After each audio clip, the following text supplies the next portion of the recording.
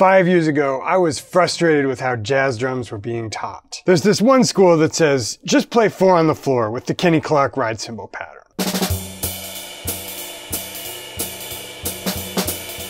And learn to comp independently. Do this for long enough and apparently you'll learn to play like everybody since Kenny just by osmosis. There's another school that says, just treat everything as a solo voice and learn Jack DeJohnette and Roy Haynes' stuff.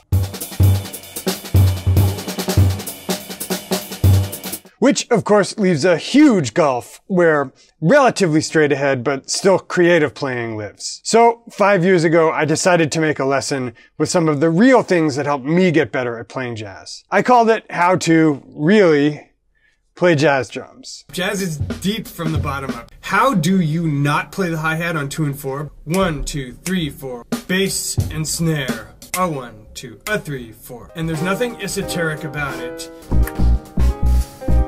Since then, it's become not only one of my most popular jazz lessons, but one of the most popular jazz drum lesson videos on the internet. But maybe it's time for an updated version. So in this video, how are you supposed to come up with creative patterns within your jazz swing that don't just sound like you're reading the Ted Reed syncopation book? And how are you supposed to feel that swing anyway? Stay tuned.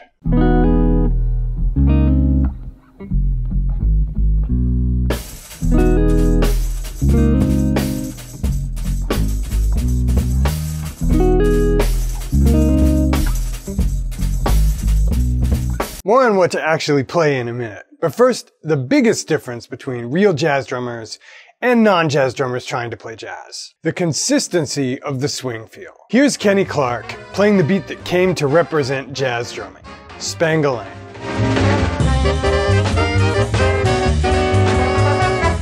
But there's a huge range in how good your Spangalang feels. Here's Quincy Davis, author of one of YouTube's best jazz videos, demonstrating how it's done.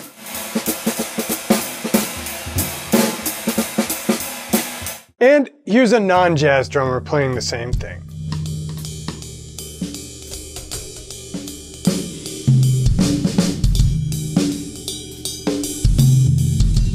The biggest difference besides the touch, the consistency of the swung 8th note. Good drummers swing for the most part because the distance between their first and second 8th note, the spang-ga in Spangalang, is consistent throughout the tune, unless they choose to vary it. And there are a lot of different ways to feel this, from really wide dotted 8/16, dak-ga-dak, to much more straight ba-ba-ba-ba-ba types of feels, and they can all swing. But the important thing is that they're consistent from start to finish. So, how do we practice that? Don't worry, we'll do that later on in the lesson. First though, let's give you some stuff to actually play while you're working on locking up your swung 8th notes. 45-second history lesson number 1. Connie Kay with the Modern Jazz Quartet.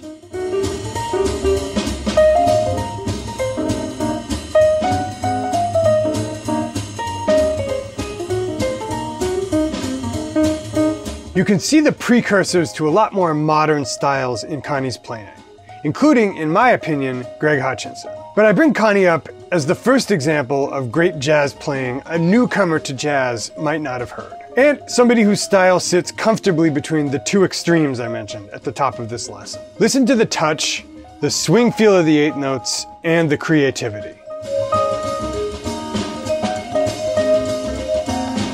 Okay, so how do we start to get into playing this stuff? Step 1.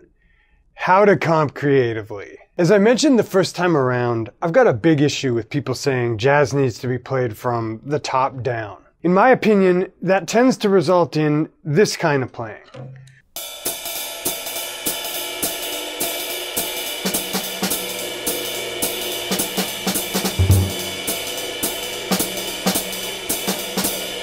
Just listen to a few seconds of Hutch, and you realize jazz drumming is as bottom up as it gets.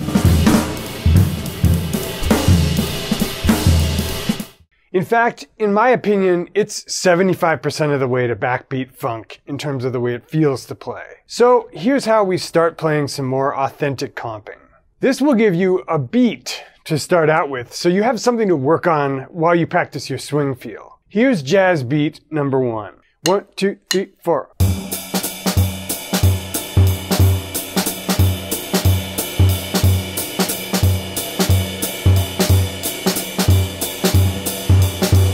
If I remove my right hand, you can see the conversation that's going on between left foot, left hand, and right foot. 2, 3, 4.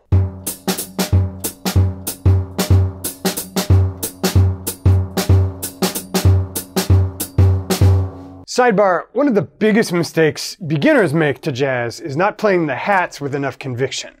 If it's anywhere besides 2 and 4, they're probably playing heel down and not really asserting it enough. Here's Hutch again. Check out the consistency and the conviction of that hi-hat note.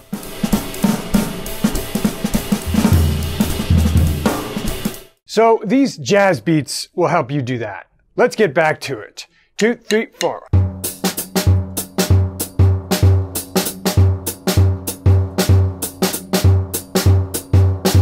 But what do we do with the ride cymbal? Relax, we'll get there.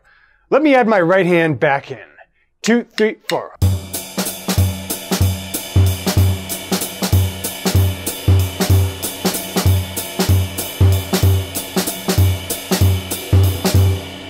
Now, finally, let's start to vary things and add some skipped notes back in. And I'll do it a little bit more slowly. 2, 3, 4.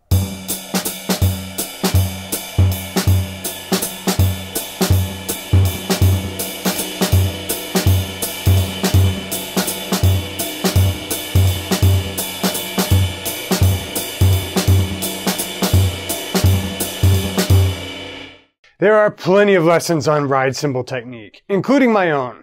For now, don't worry about the technique. Just try to stay relaxed and worry about getting the sound. Cool? Let's look at another one. 2, 3, 4.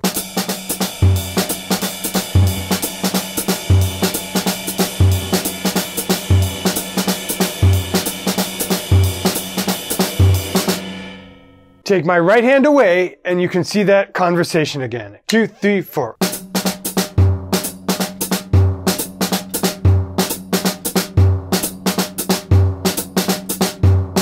Now I add my right hand back in. 2, 3, 4.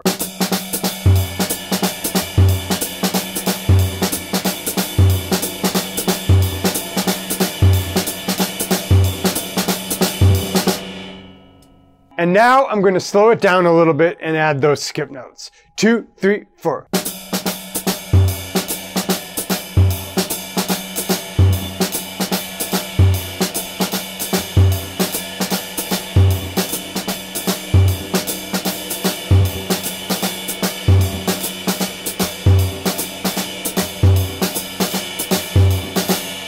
Got it? These will both be transcribed for you if you want to click the link below. Later on, we'll work on how to invent your own. 45-second jazz history lesson 2. Mel Lewis. One drummer who typifies the style I was talking about is Mel Lewis. Here he is with his own jazz band.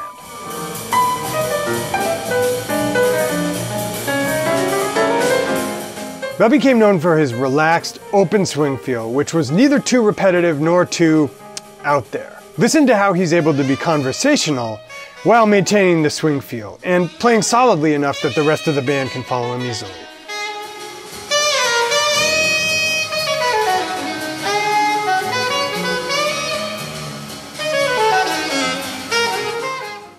Now, a modern take on playing like Mel Lewis. Earlier, we covered a couple example jazz beats. To give you something more creative to do than just spangalang that's not completely in Jack DeJohnette territory yet. Now, we'll talk about how to derive some of your own jazz beats. To get there, we're going to an unlikely source. Hip-hop records. Particularly the 90s hip-hop feel from groups like Tribe Called Quest and De La Soul.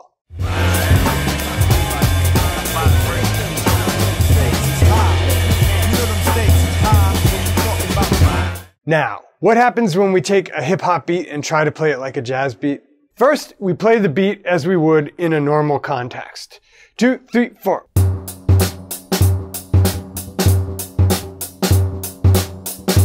Next, we'll remove the right hand and play the hats with the left foot in all the spaces the right hand would have been that don't overlap with other limbs. 2, 3, 4.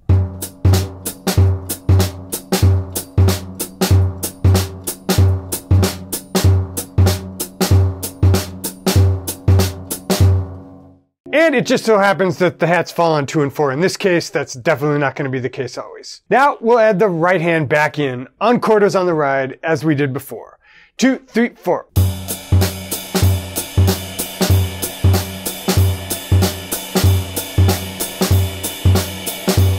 Finally, we'll start adding skip notes again, and once again I'll slow this down a little bit. 2, 3, 4.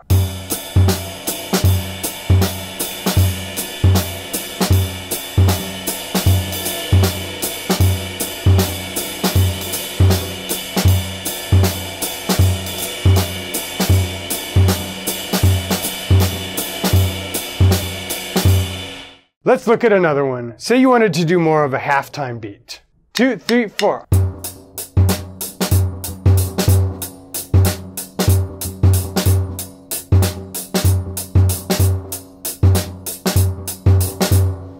Same as before, we're going to remove the right hand and play the hat with the left foot in every spot where the right hand would have been, where it doesn't overlap. So 2, 3, 4.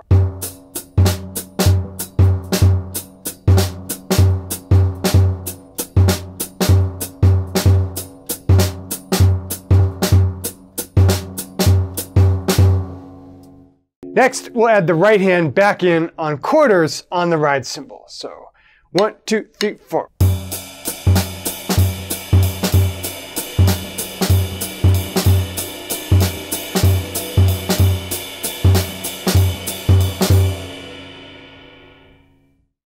And finally, we'll add the skip notes in, and we'll stay at tempo for this. 2, 3, 4.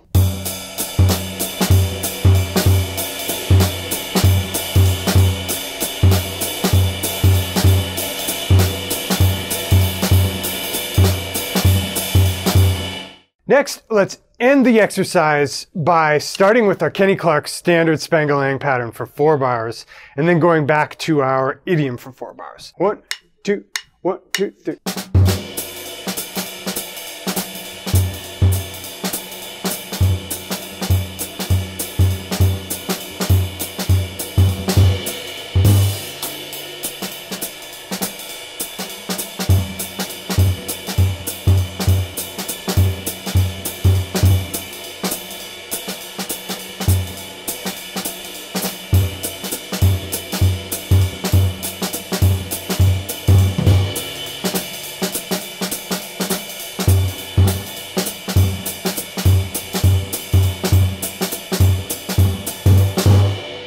And if you notice this beat was the same as the first beat we used to demo this, that's okay. We're just talking about deriving it on your own from sort of first principles.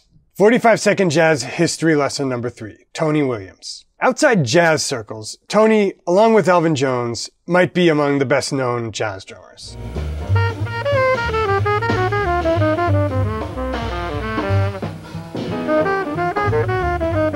And generally, non-jazz drummers know Tony for his blazing fast tempos, his groups of 5 and 7 with one hand on the ride cymbal, and probably his crazy single straws. But in my opinion, Tony's biggest contribution was to how we feel swing on the drums. And I'd argue he's the father of the modern style. Listen to him comp behind Wayne Shorter's solo in this concert from 1964.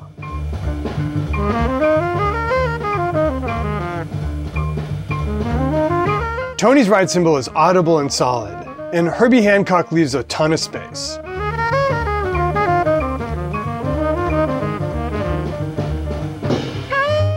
Tony's got a lot of low-volume cross-chatter between the snare drum and the ride cymbal, but he also adds what I'd call exclamation marks to his phrases. Anyway, he's doing a version of what we're trying to learn to do here. It's not offset quarter note triplets on the hi-hat, but it's also not pure Spangalang.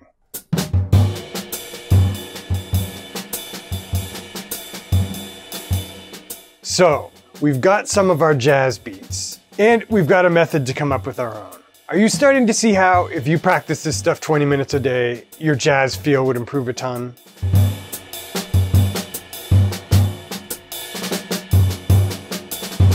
Now, I'm going to give you a little way to vary and change things up. That will give you twice as many phrases from just the few we've been working on. And also solve the problem, what if I don't want to sound like hip-hop every time I swing? It's called Hemiola.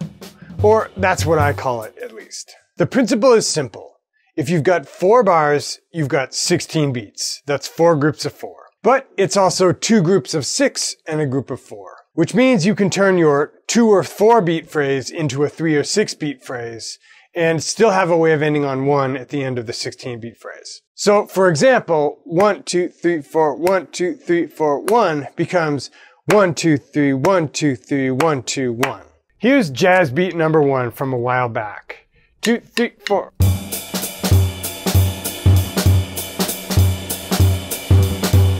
Now listen as I take that 4-beat phrase and make it into a 6-beat phrase, repeat it, and then play 1 standard 4-beat phrase at the end of it. 3, 4.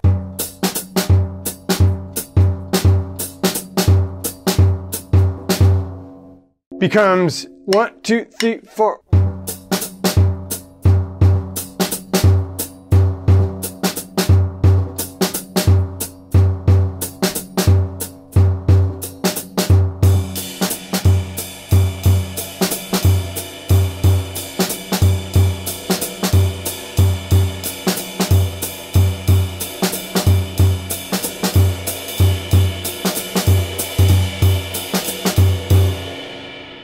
Here's another example. Remember this beat from the top of the lesson?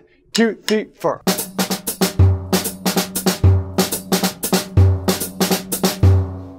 We can do the same thing from the top of the lesson and make it into 1, 2, 3.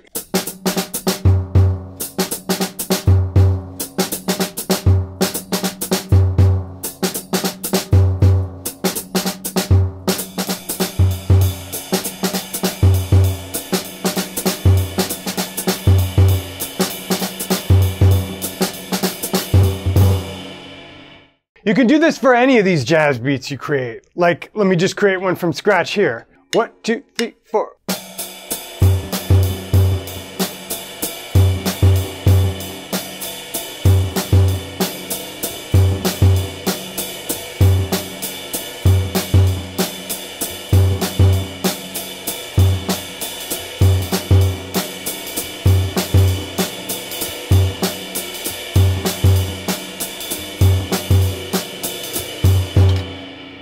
Finally, back to the very beginning. How do we practice our swing feel? First things first. I think it's actually pretty important to get these things feeling good in a comfortable environment before we try to stretch ourselves. So practice them with a metronome on downbeats.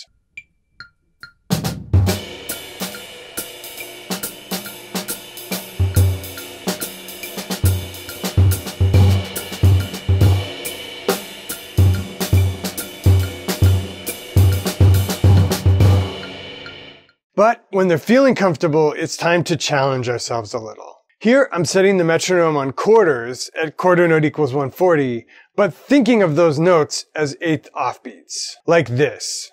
1, 2, 3, 4, 1, 2, 3, 4, 1, 2.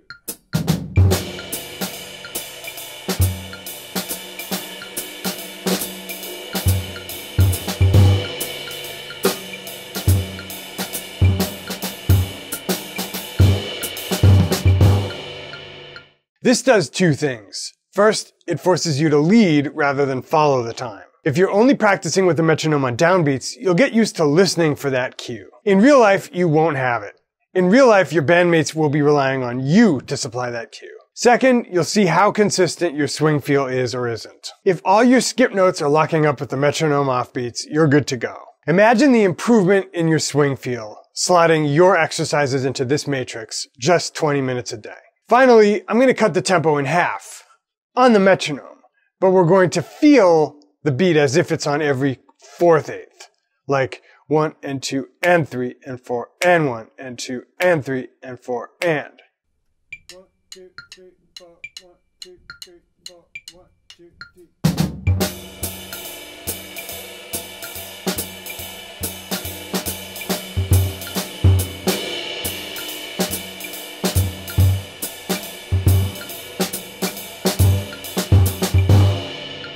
This forces you to fill in even more of the time yourself by giving you fewer cues. Of course, we're only scratching the surface of jazz drumming with this video. But if you're new to jazz drumming, there's a silver lining. Progress will be fast. If you've been playing jazz drums for a while, but still struggle with comping, give this a try. It will make your playing more open and creative, and free you up to listen and play in the moment more. Hope you enjoyed this little dissertation into how to really play jazz drums. If you want to go deeper into this, I recommend you check out 3 completely free videos, one of which delves deeply into jazz, that I don't share on YouTube. If you want to get those sent directly to your inbox, just click on the link below the player, enter your email address in on the next page. We'll send those right along to you. Guys, hope you enjoyed this lesson. Back soon for another lesson of the week.